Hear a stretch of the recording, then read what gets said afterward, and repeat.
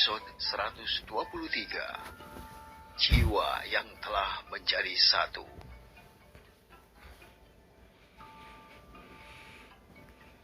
Fei Hung tersenyum senang ketika mendengar jawaban Lin Meng.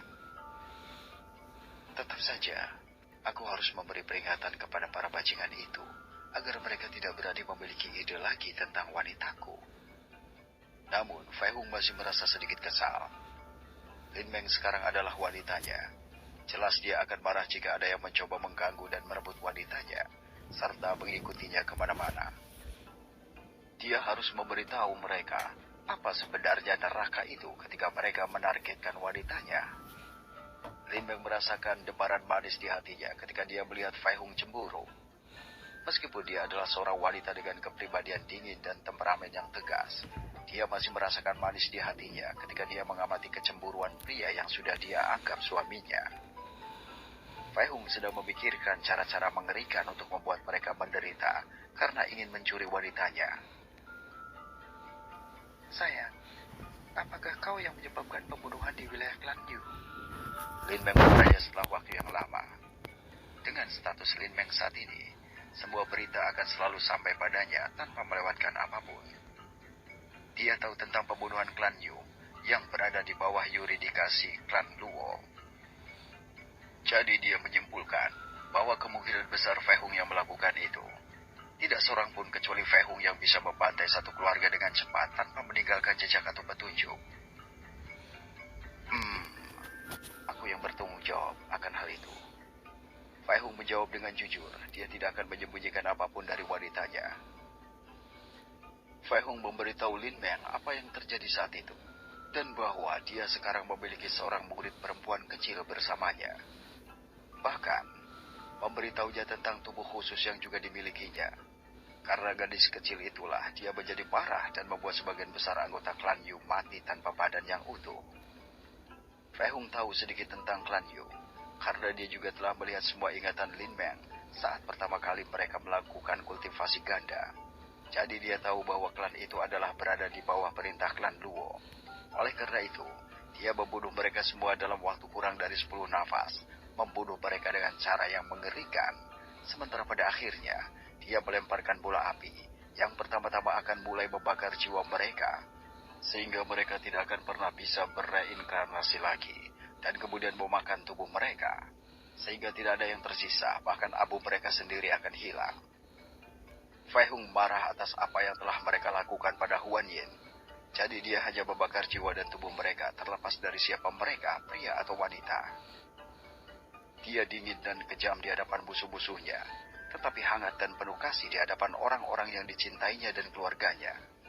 Dia tidak peduli dengan orang lain selain keluarganya. Lin Meng diam-diam mendengarkan apa yang dikatakan Fei Hung. Dia tidak mengatakan apa-apa tentang tindakan yang Fei Hung lakukan. Dia juga tidak mengatakan kepada Fei Hung bahwa dia salah karena telah melakukan semua itu. Jika Fei Hung memutuskan untuk mengubah dunia menjadi lawannya, dia akan selalu bersamanya apapun yang terjadi. Dia tidak akan pernah meninggalkan Fei Hung. Lin Meng bertanya-tanya seperti apa gadis kecil yang diambil Fei Hung sebagai muridnya. Fei Hung dan Lin Meng berbicara hal lain, dan mereka menghabiskan banyak waktu bertempur dalam beberapa waktu. Hari yang ditentukan untuk pergerakan besar setiap ahli kota Tianyun juga akan dilaksanakan. Sebagian besar binatang iblis yang aku lihat ketika aku pertama kali jatuh ke dunia ini berada di bawah tahap akhir pengumpulan Qi. Jadi kau seharusnya tidak memiliki masalah dengan kultivasimu saat ini menghadapi binatang iblis itu. Fei Hung memberitahu Lin Meng semua yang telah dia lihat sejauh ini. Jangan khawatir, aku akan berkeliling dan mengurusnya jika ada binatang iblis yang kuat. Kau telah melihat sebagian besar ingatanku, jadi kau tahu semuanya. Informasi serta kelemahan dan bentuk dari sebuah binatang iblis yang telah aku hadapi, jadi itu akan sedikit lebih mudah bagimu menangani binatang iblis. Lin Meng mengangguk sambil mendengarkan Fei Hung. Dia telah melihat sebagian besar ingatan Fei Hung, sementara jiwa mereka bergabung menjadi satu. Jadi tidak diragukan lagi. Pikirannya juga mencatat semua informasi mengenai binatang iblis itu. Setelah bicara cukup lama, Lin Meng melihat ke atas saat dia mengamati sekelilingnya. Apakah tempat ini Lin Meng memiliki petunjuk tentang tempat apa ini. Fai Hung tersenyum dan berkata, "Ini adalah dunia kecilku." Cahaya fajar mulai menerangi kota Tianyun. Sementara sudah ada beberapa orang yang dapat dilihat di luar rumah Ling Yan. Fai Hung sampai di rumah dan masuk. Dia melihat Ling Yan yang sudah bangun sejak tadi dan akan memulai rutinitas latihan paginya. "Kakak, di mana kau pergi sepanjang malam tadi?"